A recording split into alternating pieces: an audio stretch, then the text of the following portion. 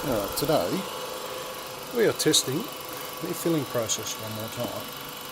As you can see, the tank has reached 1000 psi, and this is our new display that we're utilising.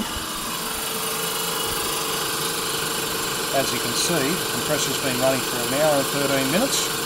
Its rough fill percentage is 26%.